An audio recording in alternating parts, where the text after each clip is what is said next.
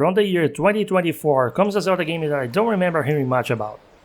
Wait, 2024? It felt like this came out only a few months ago. Well, I guess that's what happens when a year is so crappy you lose all memory for most of it. Or maybe I'm just getting old. Anyway, this is The Legend of Zelda Echoes of Wisdom. And finally, after almost 40 years, if somebody asks you if the little character on screen is Zelda, you can tell them, "No, you idiot! Zelda is the elf on green tunic that shows up at the start! This is Princess Link!" And yes, this time you get to control the princess. But if you are hoping for a same game, different character skin sort of deal, I'm sorry to tell you that's not what this is. Most of the time. Right at the beginning, Link is the one who ends up being trapped in another dimension. But hope is not lost because Zelda is the one destined to save Link and Hyrule from the void that keeps opening rifts, threatening to spread all over. And everybody should know that is so because she is the one who gets the floating little helper that also doubles down as the game's gimmick. Nintendo sure loves this trope. Thankfully, this little helper guy doesn't get very annoying as he is somewhat devoid of personality. His name is Tree. Tree? Try? I have no idea how it's pronounced since the game has no voiced lines.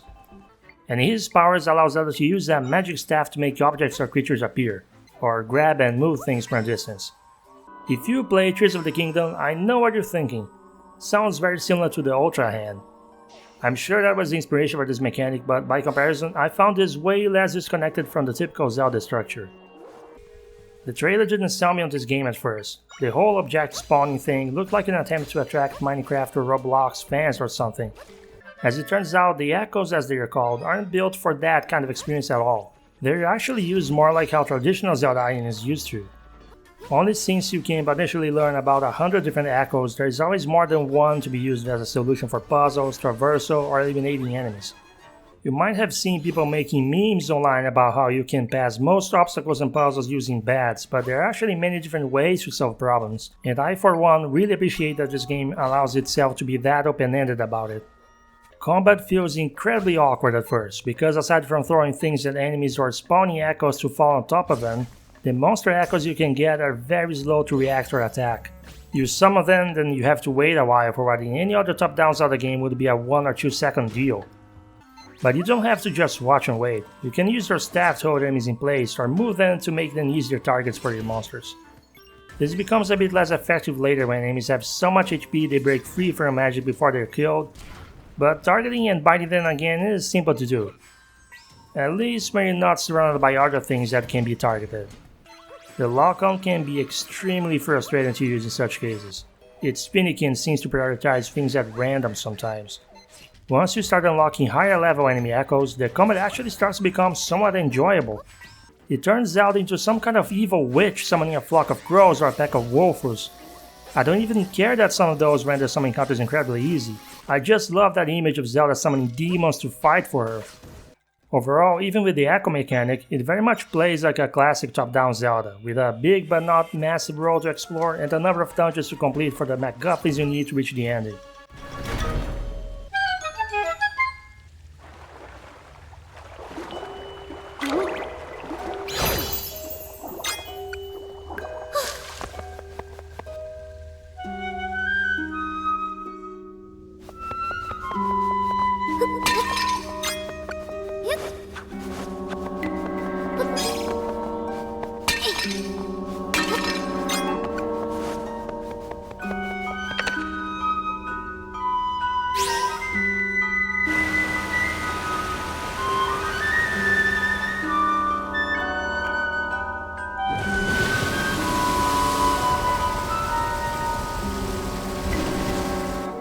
The dungeons themselves are designed similar to the ones in the Game Boy Zelda games. Link's Awakening and the Oracle games, that is. But the puzzles are nowhere near as hard as the puzzles in Oracle of Ages, which is fine by me. The side view rooms seem way more frequent here compared to those 3 games, and to be honest, I think they really overstayed their welcome. I think the puzzle designers relied too much on them to make harder puzzles due to how being stuck in 2 dimensions restricts what the player can do.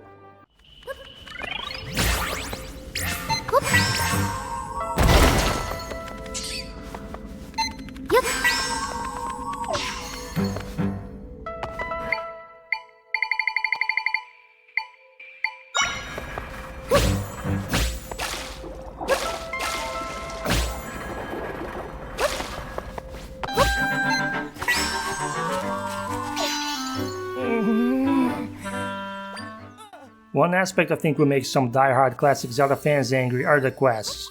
Zelda games have always had side quests, but this game follows the modern Zelda questing formula, in that every town has a set of quests given to you by NPCs in need of help, and that comes with the usual in-your-face presentation, all but literally screaming, "Hey, listen! You have just initiated a quest!"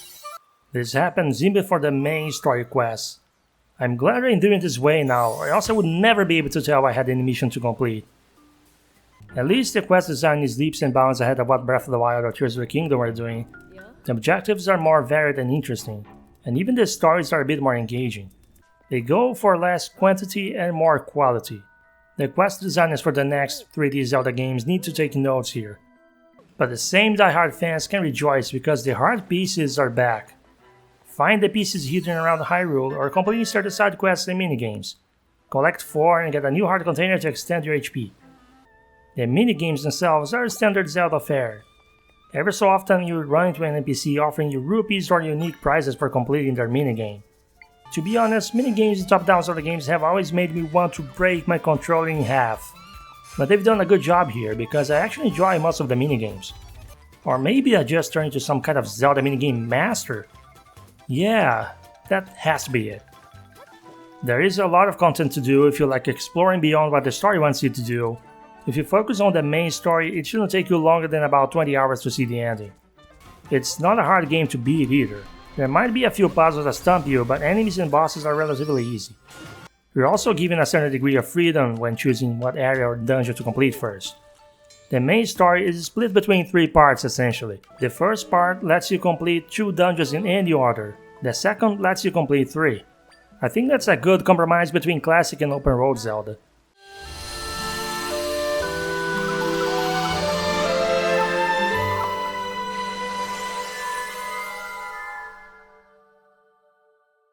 The presentation style is a clever way to hide the fact that this is a relatively low-budget project. The super deformed doll-like aesthetic it borrows from the Link's Awakening remake gives it a unique and pretty wholesome charm. It looks almost like a road made of plastic figures and miniature buildings. So it's definitely going to be hit or miss.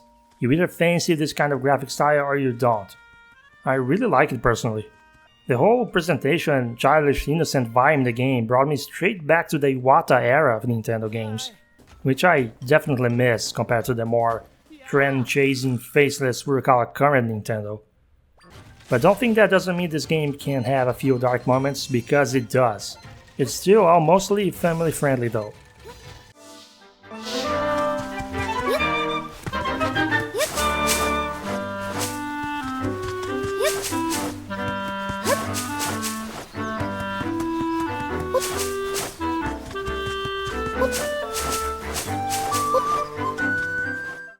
I also enjoyed the music, even though the instrumentation is very similar to the last couple 3D Zelda games. If you hated how Breath of the Wild focused more on ambient tracks, there's a fair chance you might enjoy Echoes of Wisdom soundtrack more by comparison. There's more use of melodies. Only asterisk being, it's a very heavily leitmotif driven soundtrack. You also hear variations of the main theme a lot. It didn't personally bother me though. I like the main theme. I'm sure some of you will be arguing online about how the classic Zelda theme is superior or something, but it's okay not to rehash that theme in every game's overload. Nostalgia isn't everything, people. Although this game is very aware of that nostalgia. If you've been with the series from the beginning, you will find yourself in fan service heaven. Echoes is packed with reference to literally every other Zelda game ever made. Well, except the CDI games. Many of the echoes you unlock include creatures across the whole series, including some who haven't been using more than one entry before. But it goes beyond just echoes. There are role design and gameplay features in Echoes of Wisdom that come straight from previous games. You have both species of Zoras coexisting. The map of Hyrule is like a combination of A Link to the Past with Link's Awakening and Breath of the Wild. You have accessories that take inspiration from the rings in the Oracle games. Fairy bottles are back. Deku Scrubs are also back as a race. If you pay attention, you'll find so many callbacks that just fall neatly into place to build this game that I would argue this should have been an anniversary game. With how almost completely disconnected Hidemaru Fujibayashi's Zelda games have been, Echo's celebration of the franchise should be a very welcome experience. Now, if I have one major complaint to make, it's the sword form mechanic. or Link mode as I prefer to call it. One other option you have for engaging combat is to transform Zelda into a sword-wielding form that lets her fight exactly like Link does. She also gets to use a shield to block certain attacks and eventually unlock bow and arrows as well as a bomb. This form requires your energy meter not to be empty to be activated, and you can use mighty crystals to upgrade aspects of this form or increase the amount of time it lasts. You're probably thinking this doesn't sound like a bad mechanic, but my problem with it is that it's a total cop-out, as if they were insecure about relying exclusively on the echo mechanic. It honestly felt very show-horn in my opinion. And no, this isn't a button you choose to press. It's obviously intended to be used at the very least to finish off bosses, as any other method takes 20 times longer. Actually, I'm not even sure who this mechanic is supposed to appeal to. Even after I finished maxing the gauge, the farm wasn't lasting for very long without constantly collecting energy for enemies or using recovery items. If someone was going to be upset about the lack of Link gameplay, the timer and the awkward music change would just piss them off.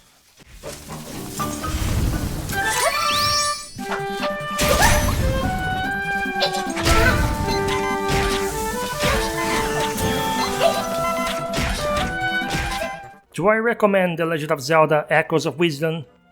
Absolutely. I don't think any of my complaints take enough from the game. I can usually take or leave top-down Zelda gameplay. This one stands near the top for me. Right there with the original Zelda, A Link to the Past and Link's Awakening.